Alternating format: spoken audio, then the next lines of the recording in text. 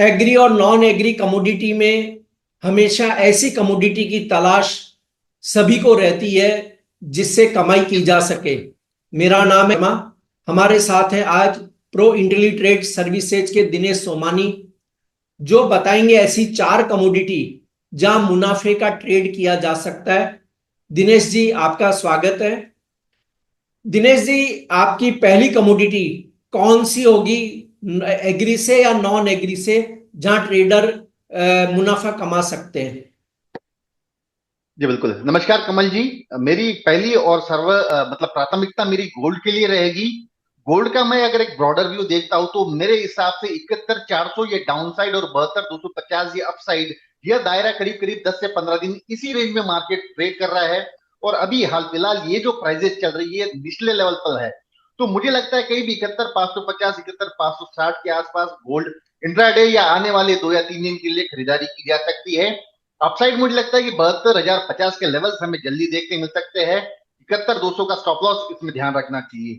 वही अगर मैं सिल्वर की बात करूं तो जो मेरी सेकंड कमोडिटी है, आई थिंक 84,000 84,100 ये एक बेस बना रहा है।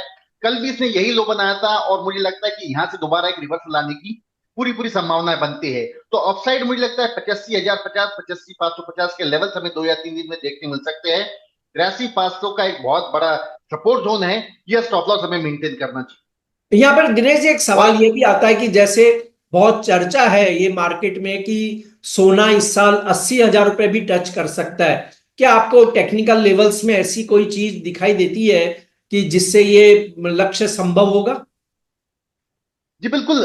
कमल जी, ये जो गोल्ड में मंदी आई थी ये आर्टिफिशियल मंदी मैं से कहूंगा, क्योंकि ये 9% इंपोर्ट ड्यूटी का ही इसमें था।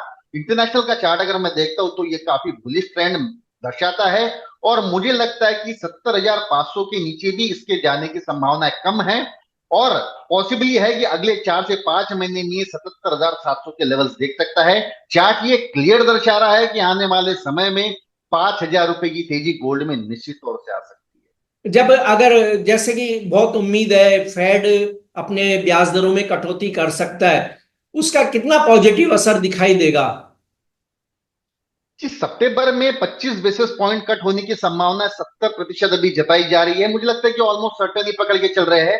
और 25 बेसिस पॉइंट ये मार्केट पकड़ के चल रहा है कि शायद ये कट हो ही सकता है। और रही बात 50 बेसिस पॉइंट कट होने की, तो वो संभावनाएं मात्र 30% है। हालांकि इनका ये कहना है कि आने वाले एक साल में ये कम से कम 200 बेसिस पॉइंट कट कर सकते हैं। अगर ये संभावनाएं ज्यादा बढ़ती है तो मुझे लगता है गोल्ड की बढ़ने की स्पीड इससे दुगनी हो सकती है और एक घातक स्पीड हो सकती है जो मेरे लक्ष्य को बहुत जल्दी पहुंचा सकती जी, दिनेश जी, आपने दो कमोडिटी बताई, सोना और चांदी। तीसरी कमोडिटी आपकी कौन सी होगी? है। जी, एग्री स्पेस की अगर मैं बात कहूं तो एक ही कमोडिटी है जो अभी बुलिश ट्रेंड में चल रही है, वो है कॉटन सीड ऑयल की, और खासकर वो सितंबर का वायदा। तो यह जो वायदा है निचले स्तर से 2800 2900 से चढ़कर ऊपर में 3730 40 के लेवल इसने कल देखा था। आज एक करेक्टिव फेज में चल रहा है। मुझे लगता है प्रोबेबली आज या कल सुबह एक बार 3600 के अंदर के लेवल दिखा सकता है।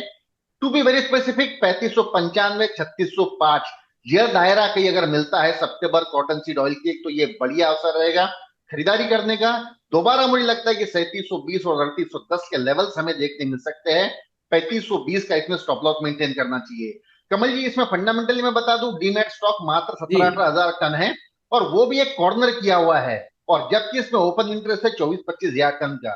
मुझे लगता है इसमें शॉर्ट सेलर जो है ये बड़े जबरदस्ती से स्क्वीज हो सकता है और आने वाले समय में ये नई ऊंचाइयां बिल्कुल छू सकता है। जी। और अंतिम कमोडिटी आपने एग्री से लिया या नॉन एग्री से?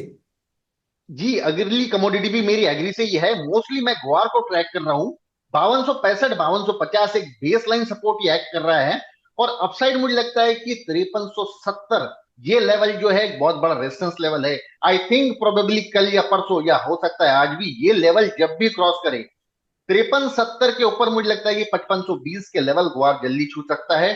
5265 की इसमें स्टॉप लॉस ध्यान रखनी चाहिए। एक बेस फॉर्मेशन क्रिएट कर रहा है और मुझे लगता है कि यह एक कमोडिटी है जो अच्छा रिटर्न दे सकती है, जहां की रिस्क रिवॉर्ड काफी फेवरेबल है।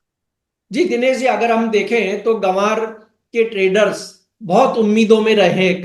पिछले साल भी कि जब जीरा चल रहा था तो ये माना जा रहा था कि गंवार को सपोर्ट मिलेगा। हमने देखा कि सपोर्ट उतना नहीं मिल पाया।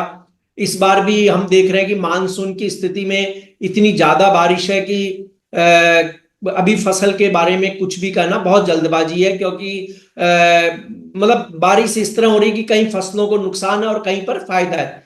अब आपने जब गंवार की बात कह दी तो इसके दूसरे प्रोडक्ट यानी गंवार गम जो इससे बनता है उस पर भी लोगों की नजर है। गंवार गम पर आपका क्या ओपिनियन रहेगा? जी कमल जी, मैं आपको एक बात बता दूं, पिछले बार ग्वार का जब सीजन हुआ था वो 5800 के ऊपर के लेवल से शुरू हुआ था, और इस बार जो ग्वार का सीजन शुरू हुआ ये 5300 के नीचे से शुरू हुआ है। तो मुझे लगता है पिछले बार में इस बार में भिन्नता यह है कि यहाँ बॉटम से शुरू हो रहा है, इसलिए यहाँ बढ़ने की संभावना ज्यादा है। बट बहुत ज्यादा एक्स्ट्रा ऑर्डिनरी बुलिशनेस अभी हाल फिलहाल नहीं ध्यान रखना चाहिए, लेकिन हाँ 150-200 रुपए की मूव जल्दी आ सकती है। जी मैं अगर ग्वारगम सितंबर की बात कहूं तो मुझे लगता है कि 10,600 का लेवल एक ब्रेकआउट लेवल है। 10,600 के ऊपर ये काउंटर चलेगा तो 11,100 के लेवल हमें जल्दी दिखा सकता है, और 10,350 का इसमें स्टॉप लॉस मेंटेन किया जा सकता जी।